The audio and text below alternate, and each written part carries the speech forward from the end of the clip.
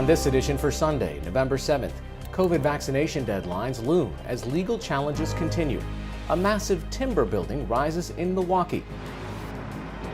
And an international mural festival comes to Cleveland and stays.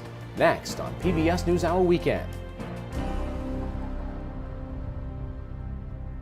PBS NewsHour Weekend is made possible by Sue and Edgar Wachenheim III, Bernard and Denise Schwartz, the Cheryl and Philip Milstein family, the Anderson Family Fund, the estate of Worthington Mayo Smith, Leonard and Norma Chlorfine, the Rosalind P. Walter Foundation, Koo and Patricia Ewan, committed to bridging cultural differences in our communities, Barbara Hope Zuckerberg.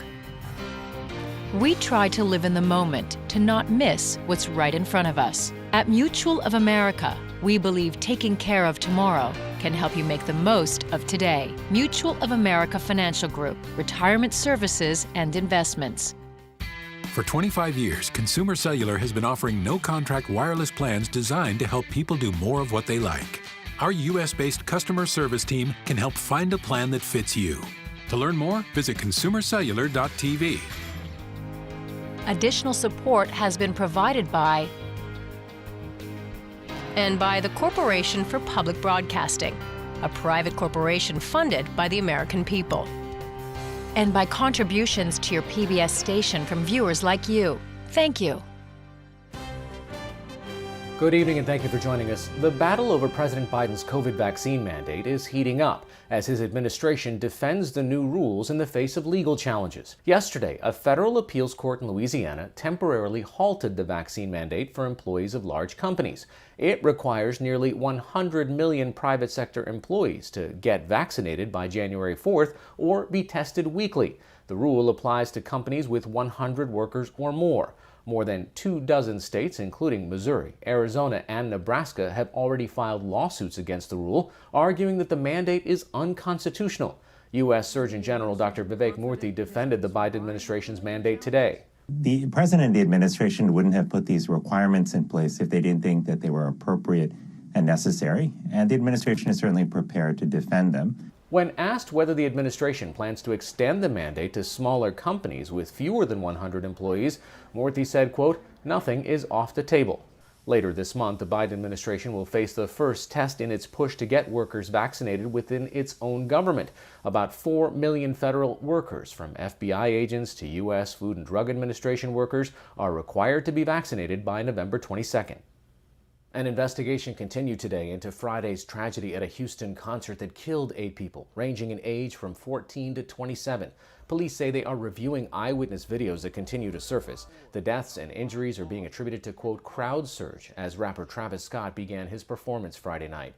The area where the Astroworld concert took place reportedly had room for 200,000 people, but officials limited admission to 50,000. Late yesterday, Houston Chief of Police Troy Finner said the investigation will include reports of narcotic overdoses. This is now a criminal investigation that's going to involve our homicide division as well as narcotics, and we're going to get down to the bottom of it. In an Instagram post, Scott issued a tearful statement saying he was absolutely devastated. If you have any information, please just contact your local authorities. For more on what happened and the ongoing investigation, I spoke with Houston Chronicle music critic and reporter Joey Guerra, who was at the Astroworld concert on Friday. Joey, you've been writing and reporting about this all weekend. I think we are a little now aware of what happened, but I think the question everyone has is, how did this happen? You were there. I think that's the big question. I mean, there are so many questions, I think, surrounding this. There have been rumors that there were drugs involved. Obviously, I think the initial speculation was that people were just trampled because there was so much of a crowd. But it's just, I think there are so many questions still. Obviously, I think there were some issues with crowding and people pushing and surges and things like that. But I think there's might be more to this than just that. Give us a sense of what the space is like, where all these people were.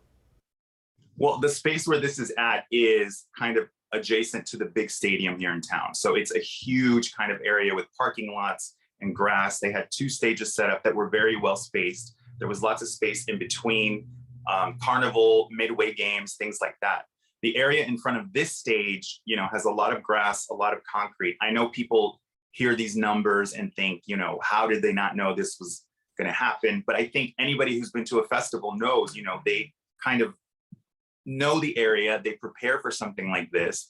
I mean, yes, there were a lot of people in the front where Travis was performing, but if you were out of that immediate area, there were lots of people walking around, people were in line getting food.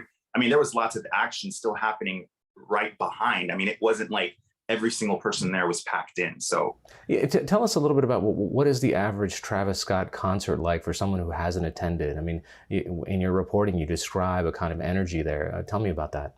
Yeah, I mean, I think that's really important to understand is that if you've never been to a Travis Scott show, I mean, the energy kind of exchange between him and the crowd it's like nothing I've ever seen. I mean, I think the closest comparison is maybe like a boy band concert. When you have people crying and kind of uncontrollable, that's kind of the energy here. I mean, he calls his fans ragers, and, you know, there are mosh pits, and it's interesting because I think the average Travis Scott fan is probably a male from 16 to 21 years old, which we saw at this concert. I mean, it's lots of males, so there's lots of kind of pent up energy, and, you know, it can kind of spill into aggression at some point. You've been watching closely a lot of the videos that have come out of the event itself. What were you able to learn from some of the videos that fans were sharing around the moments that it was happening? I think for me, honestly, and probably a lot of people that weren't in that mix, it was just really shocking to see what was happening. I mean, I was, you know, outside on the ground, but I was further back. So me and everyone around me had no clue what was going on. Of course, we saw emergency vehicles coming in and things like that. We knew he stopped the show, but it felt like kind of normal festival happenings. You know, things happen and people get sick or need help. So it wasn't until after, when you're leaving and you're checking social media, you see these videos of people performing CPR, being carted away unconscious, you know, people like just clamoring to get out. It was just honestly really shocking if you weren't in there to really understand that all this was going on. Joey Guerra of the Houston Chronicle. Thanks so much. Thank you.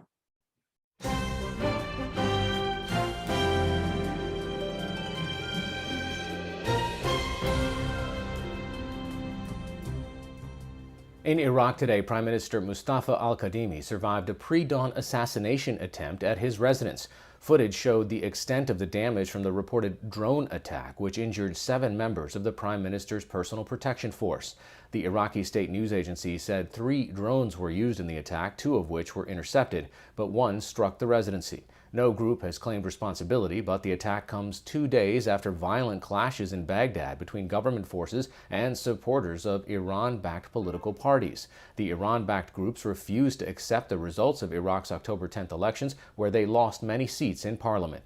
President Biden released a statement this afternoon calling the assassination attempt a, quote, terrorist attack, and instructing his national security team to assist in the investigation.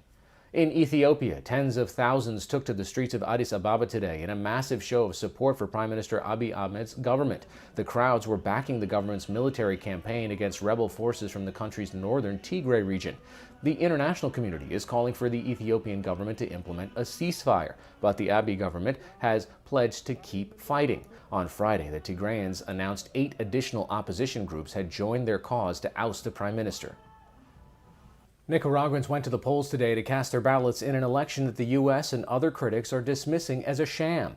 Current longtime President Daniel Ortega is all but certain to win a 4th term. Since May, Ortega's police have detained nearly 40 opposition leaders, including 7 presidential candidates. The government also banned large campaign events and closed many voting stations. Ortega first came to power in 1979, was voted out in the 1990s, and returned to power in 2007. For more national and international news, visit pbs.org/newshour. The latest trend in the world of construction is something you might not expect. Architects are designing tall buildings using massive timber beams that proponents say are much more environmentally friendly than steel and concrete. NewsHour Weekend special correspondent Megan Thompson recently traveled to Milwaukee, Wisconsin to see a 25-story building that will be the tallest mass timber project in the U.S. when it's completed. This story is part of our ongoing series, Peril and Promise, the challenge of climate change. In downtown Milwaukee, Wisconsin, a new luxury apartment building is rising in the upscale Easttown neighborhood. The project is called Ascent, and to most passing by, it probably looks like a typical high-rise construction site. Turns out, it's anything but. To say it's very unusual is a massive understatement. Tall buildings like this are usually built out of steel and concrete, but this one? It's being built mostly out of wood. How unique is this project here in the United States? Oh, it's unprecedented from an approval standpoint, from a fire testing standpoint, from a design and engineering standpoint. There was so much innovation in this project. Tim Gauckman is the managing director of Newland Enterprises, the development company behind Ascent. Building it out of timber was his idea. Constructing with wood isn't new. We've been doing it for eons. But this uses a new technology called massive timber, or mass timber for short. Mass timber, which is surprisingly fire resistant, has made it possible to construct wood buildings that are larger and taller than ever before.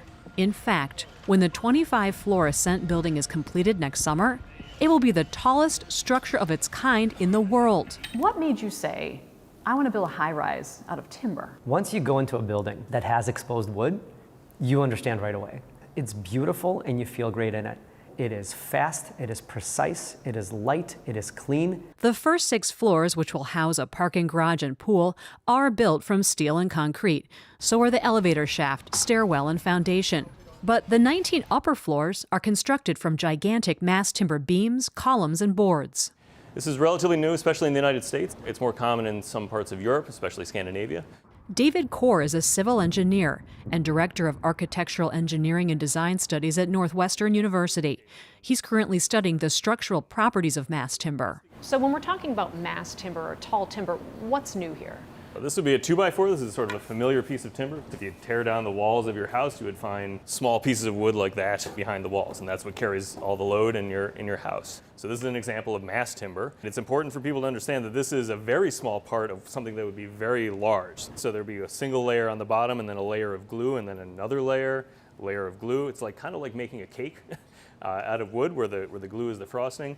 This material is called cross-laminated timber because each layer is glued crosswise, which makes the material stronger. So it's kind of like plywood on steroids. That's exactly right. It's structural scale plywood on steroids. These huge slabs can carry massive loads, but inch for inch, timber's not quite as strong as steel and concrete, Core says. So it's not great for wide open floor plans with no supporting columns. And there won't be a wood skyscraper as tall as the Empire State Building anytime soon. Mass timber was first pioneered in Austria in the 90s and is gaining popularity in the United States.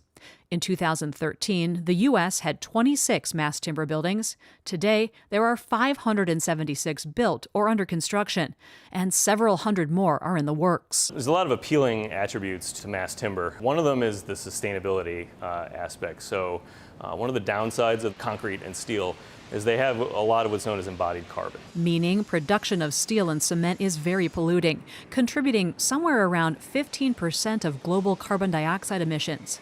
On the other hand, trees are what's known as a carbon sink. They suck in carbon and lock it in.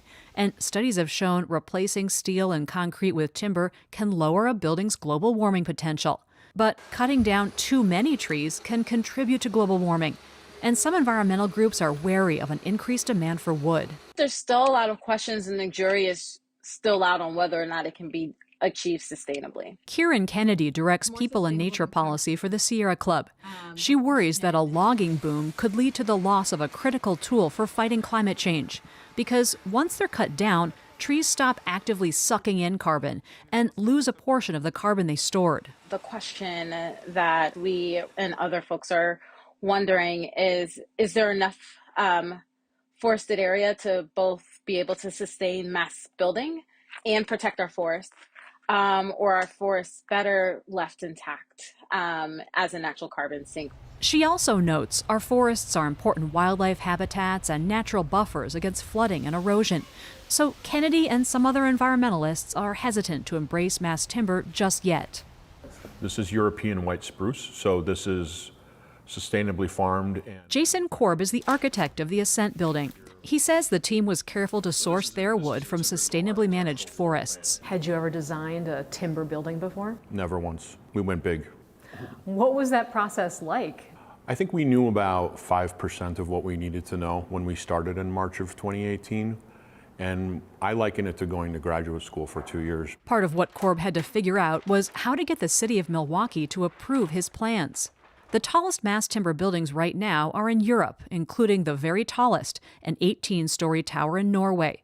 But the tallest buildings in the U.S. are between 7 and 10 stories, in part because American building codes have been slow to catch up. Architect Jason Korb spent more than 2 years proving his 25-story building would be safe, including answering the question often on people's minds: how will the structure hold up in a fire? The Ascent team worked with the U.S. Forest Service to do extensive fire testing, the first of their kind ever conducted.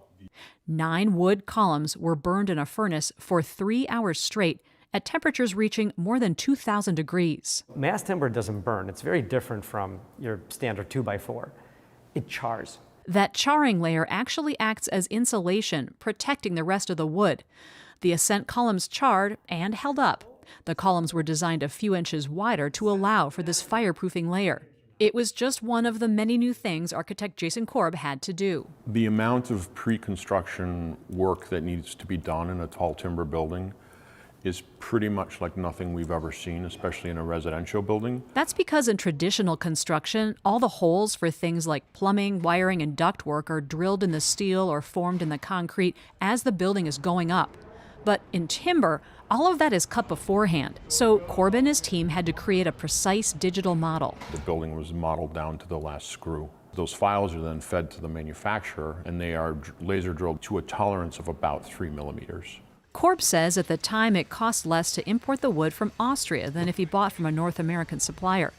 So the 3,700 precisely cut pieces were shipped to Milwaukee, where the construction team is now putting them all together. And we're currently installing the columns from level 19 to 20. Chris Johansson is the project manager for C.D. Smith, the construction company building Ascent. Heads up, heads up. Each enormous column is hoisted by a crane. Special glue is pumped into the hole. Then the column is carefully put into place. There's not one column, there's not one beam, one floor panel that is interchangeable. So we have detailed plans, a lot of color coding, and a lot of communication to ensure that we're installing things in the right place. All the wood is treated with a waterproof coating, and the building's glass facade will protect the timber structure inside, where about 50% of the wood will remain exposed. Any wood outside is protected by sheeting, a water-resistant sealant, and insulation. Assembling the structure is comparatively quick, at least 4 months faster than if this was all steel and concrete. And Chris Johansson needs less labor for this part, about a quarter of the workers. He says the work is also much less strenuous and dirty.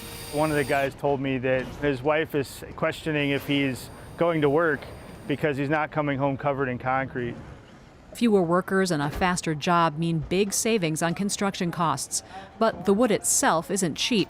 Architect Jason Korb estimates it's about 10% more than what you'd pay for concrete in Milwaukee. But that price might start coming down as the supply in the U.S. grows. The Canada-based company Structurelam opened its first U.S. plant this summer in Arkansas, a few hours from Walmart's headquarters. That's because Walmart is building its new corporate campus out of, you guessed it, mass timber, 2.4 million square feet of office space. It's not just my hope, but my prediction is that it's a matter of time until the United States overtakes the rest of the world in production, in assembly, and in the use of buildings like this. From the avalanche of interest Tim Gauckman says he's gotten in Ascent, he could be right. He's already rented nearly 10% of the units. Normally, he wouldn't have even started leasing yet. Ascent is slated to open next July.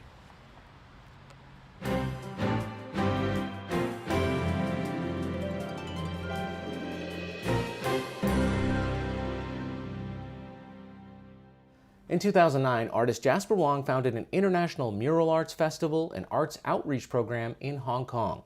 Since then, the festival has taken place in cities worldwide, with the goal of building community by beautifying physical spaces. NewsHour Weekend special correspondent Carla Murthy traveled to Cleveland, Ohio this summer to see how the city celebrated this larger-than-life art form. On the corner of Superior and East 39th Street in Cleveland, Ohio, a once blank wall is being transformed into art. This is probably the biggest piece I've ever done. This a little bit intimidating at first, but I just look at it as another big canvas. Local artist Antoine Washington is painting his first large-scale mural with the help of another artist, Chad Fedorovich. I usually draw and paint realistically, but with this style, I wanted this to be a little bit more colorful, to have some fun. Washington's previous work has been shown in galleries and museums, including the Cleveland Museum of Art. A lot of people in my culture don't get a chance to go to the museums or even feel comfortable to go to museums, or sometimes the building doesn't feel welcoming to them. And so to be able to put work inside of the community where they're able to walk past it every day, able to interact with it every day, I love it.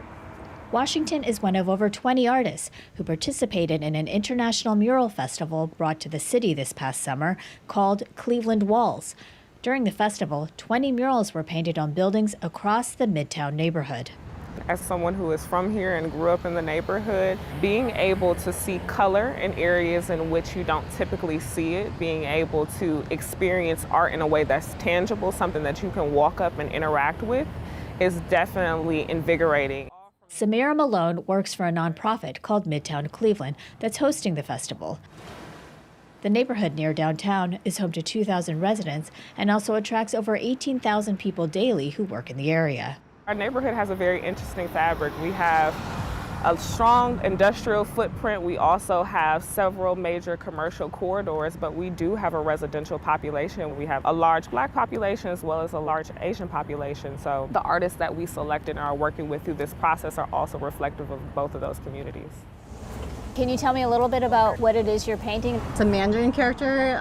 It means strong. The rest can be open to interpretation. Julia Kuo is a Taiwanese-American illustrator for children's books as well as newspapers and magazines. She says most of her work is a solitary process. Painting a mural in public has allowed her to interact with people.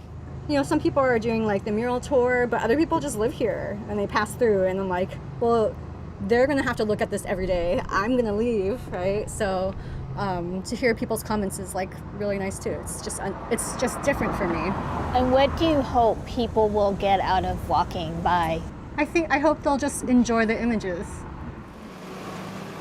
I enjoy drawing people who look like me and kind of the way I see myself in the world. So it's nice to put out a little bit of the representation that I always wish that I would have myself. That's also the goal of Antoine Washington's work. The content around Black family is often overlooked. And so I wanted to actually put that Black father back into that family unit and push back against that narrative about how we're not present. And pretty much it's a depiction of my everyday life, my friends' everyday life, and even how I grew up. I take it you're a dad also? Absolutely, yeah. I got 2 kids. I have a son that's 1, I have a daughter that's 4. And yeah, me being a new dad is something that has been near and dear to me. And so I wanted to actually share that and put that out there as also a message to combat the negativity against our families and our communities. You know, some of the murals bring themselves into it, like mine. Other people's are more abstract and like, you know, are more harmonious with the environment. And then, yeah, others like are so educational. One of Kuo's favorite murals is a portrait of Garrett Morgan by the artist Detour. So he's a Black inventor from Cleveland who invented the stop sign and gas masks. And no one knows him and no one knows his likeness, but now we will. Although the festival has moved on to California, the Netherlands, and Washington, D.C., people will be able to enjoy these murals for years to come.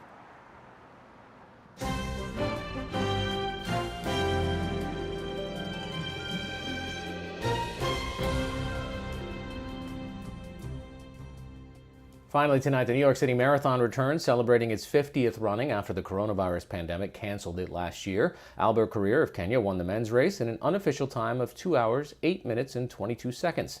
Perez Jepchirchir of Kenya, who won gold in the Tokyo Olympics this year, won the women's race. That's all for this edition of PBS NewsHour Weekend. For the latest news updates, visit pbs.org/newshour.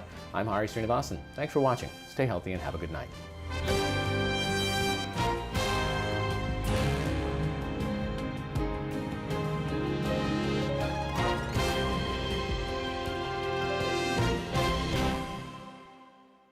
PBS NewsHour Weekend is made possible by Sue and Edgar Wackenheim III, Bernard and Denise Schwartz, the Cheryl and Philip Milstein family, the Anderson Family Fund, the estate of Worthington Mayo Smith, Leonard and Norma Chlorfine, the Rosalind P. Walter Foundation, Koo and Patricia Ewan, committed to bridging cultural differences in our communities.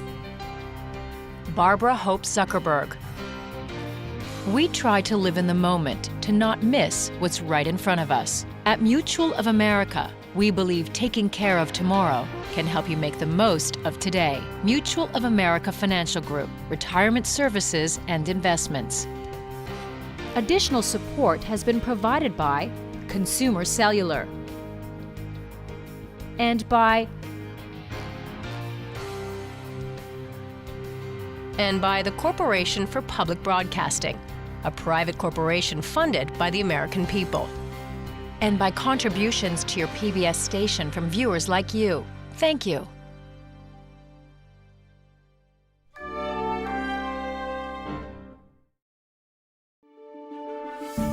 You're watching PBS.